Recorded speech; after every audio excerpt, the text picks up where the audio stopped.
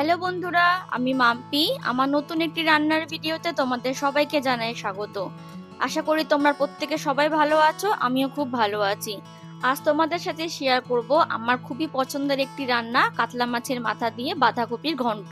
নিরামিষ বাঁধাকপি খেতে যেমনি ভালো লাগে তেমনি কিন্তু মাছের মাথা দিয়ে বাঁধাকপি খেতে কিন্তু আরো বেশি ভালো লাগে। বিশেষ করে গরম ভাতের সাথে কিন্তু এই ধরনের চচ্চড়ি বা ঘন্ট খেতে কিন্তু খুবই ভালো লাগে। মাছের মাথা দিয়ে বাঁধাকপি অনেকে অনেক রকম ভাবেই করে থাকে, কিন্তু আমি কিভাবে এই রান্না করব আর সেটাই তোমাদের সাথে শেয়ার করব। তাহলে চলো বন্ধুরা, আজ আর বেশি কথা না বাড়িয়ে রান্নাটা শুরু করে ফেলি। আজকে রান্নার জন্য যে উপকরণগুলো লাগছে চলো সেগুলো আগে তোমাদের দেখিয়ে দিই। দেখো, এখানে আমি বাঁধাকপিগুলোকে ঝিরি ঝিরি করে কেটে ধুয়ে রেখেছি। এখানে কাতলা মাছের মাথা আছে, যেটাকে আমি 2 পিস করে রেখেছি, ভালো করে ধোয়া আছে। এখানে আছে মটরশুঁটি, একটা বড় টমেটোকে কুচি করে কেটে রেখেছি। এখানে আলু কেটে নিয়েছি, আলুগুলোকে আমি এরকম ডুমো ডুমো করে কেটেছি। এখানে আছে কতগুলো চেরা কাঁচা লঙ্কা।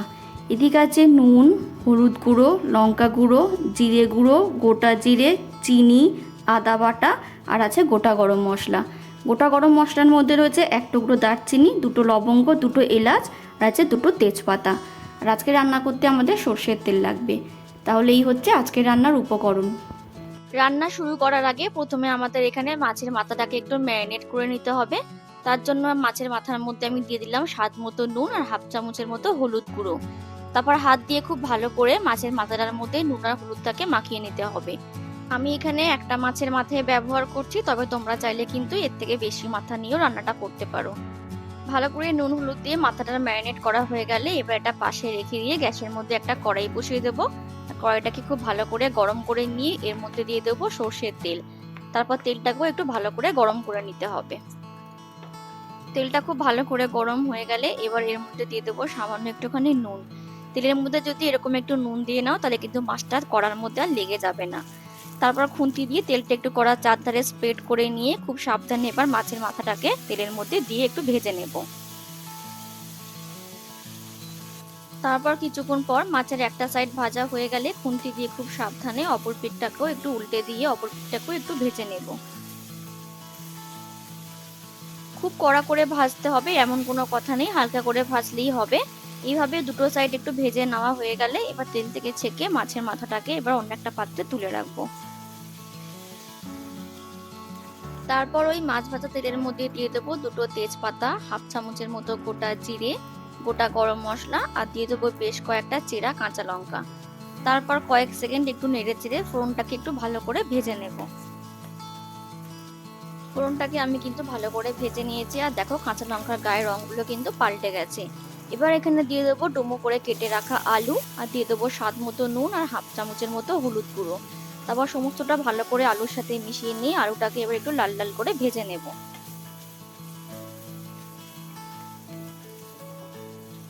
কিছুক্ষণ ভাজতে ভাজতে যখন আলুটা একটু ভাজা ভাজা হয়ে আসবে এবার এখানে দিয়ে দেবো টমেটো কুচি। তারপর একসাথে টমেটো আলুটাকে একটু ভেজে নেব, ততক্ষণ না টমেটোটা একটু নরম নরম হয়ে যাচ্ছে। কিছুক্ষণ একটু ভেজে নিলেই দেখবে টমেটোটা একটু নরম নরম হয়ে এসছে। এবার এখানে দিয়ে দেবো আদা বাটা, তারপর দিয়ে দেবো হাফ চামচের মতো জিরে গুঁড়ো, আর ঝালের পরিমাণ অনুযায়ী লঙ্কার গুঁড়ো। তারপর সমস্ত মশলার সঙ্গে আলু আর টমেটোটা ভালো করে মিশিয়ে নিয়ে কিছুক্ষণ একটু কষিয়ে নেবো, যতক্ষণ না আদা থেকে কাঁচা গন্ধটা চলে যাচ্ছে।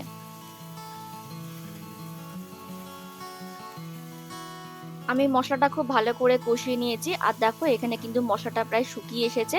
তাই আমি এখানে সামান্য একটু জল অ্যাড করে দিলাম, যাতে না মশলাটা তলায় লেগে গিয়ে পুড়ে যায়। তারপর সমস্তটা ভালো করে একটু মিশিয়ে নিয়ে 1 থেকে 1.5 মিনিট আর একটু কষিয়ে নেব। 1-1.5 মিনিট মশলাটা একটু ভালো করে কষিয়ে নেওয়ার পর এবার এখানে দিয়ে দেবো আগে থেকে ভেজে রাখা মাছের মাথাটা। তারপর মাথাটার সাথে সমস্ত মশলাটা ভালো করে একটু মিশিয়ে নিয়ে খুন্তি দিয়ে মাথাটাকে কিন্তু এখানে একটু ভেঙে দেবো। এইভাবে যদি মাছের মাথাটাকে এইভাবে ছোট ছোট পিস করে একটু ভেঙে দেওয়া যায় তাহলে কিন্তু মাছের ফ্লেভারটা খুব ভালোভাবে বাঁধাকপির মধ্যে স্প্রেড হয়ে যায়। তারপর সমস্ত কিছু ভালো করে আরো কিছুক্ষণ একটু কষিয়ে নিলাম। এবার দেখো এটা খুব ভালো করে কষানো হয়ে গেছে।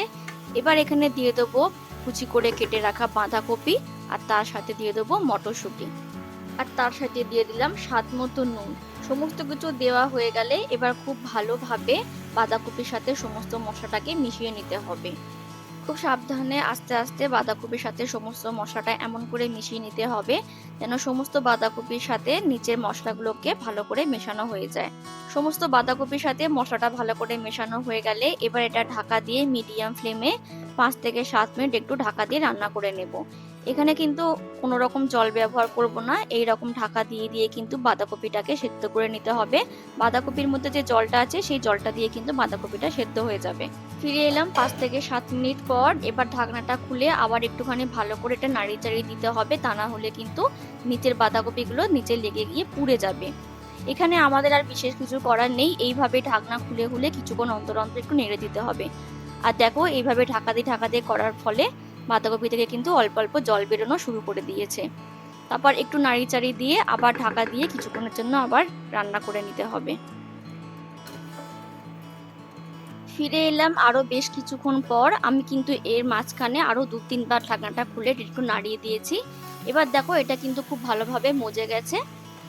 এইভাবে শুধু ঢাকনাটা খুলে খুলে বারবার একটু নাড়িয়ে দিতে হবে যতক্ষণ না বাঁধাকপিটা একটু মজে আসছে। তারপর একটু নেড়ে চেড়ে নিয়ে এখানে নুনটা একটু চেক করে নিতে হবে। যদি তোমাদের রান্নায় নুনের পরিমাণ কম বলে মনে হয় তাহলে এখানে একটু নুনটা অ্যাড করে দিও।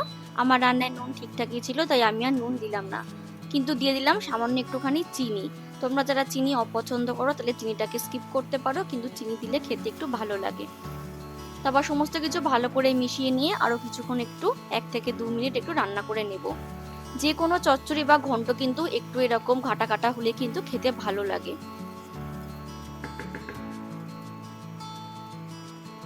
আমি 1-1.5 মিনিট সময় নিয়ে বাঁধাকপিটাকে আরো একটু রান্না করে নিলাম। আর দেখো বাঁধাকপিটা কিন্তু বেশ অনেকটাই ঘাটা ঘাটা হয়েছে। এবার এটা নামিয়ে নিয়ে গরম ভাতের সাথে পরিবেশন করব। চলো তোমাদের পরিবেশন করে দেখাই। তাহলে বন্ধুরা, এই ছিল আমার আজকের রেসিপি, কাতলা মাছের মাথা দিয়ে বাঁধাকপি ঘন্ট। তবে আমি এখানে কাতলা মাছ ব্যবহার করেছি, তোমরা কিন্তু রুই মাছের মাথা দিয়েও এই বাঁধাকপি ঘন্ট করে নিতে পারো। খেতে কিন্তু একই রকমই ভালো লাগে। এছাড়াও মাছের তেল দিয়েও কিন্তু বাঁধাকপি খেতে খুবই ভালো লাগে। আর তোমরা যারা মাছের মাথা দিয়ে বাঁধাকপি পছন্দ করো না, নিরামিষ বাঁধাকপি দেখতে চাও, সেই রেসিপিও আমি ভিডিও শেষে লিংক দিয়ে রাখলাম, তোমাদের কাছে দেখার অনুরোধ রাখলাম।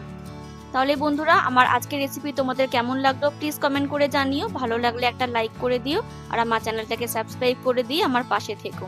দেখা হবে পরের অন্য কোনো একটা রান্নার ভিডিওতে। ততক্ষণের জন্য ভালো থেকো, সুস্থ থেকো এবং অবশ্যই সাবধানে থেকো। টাটা।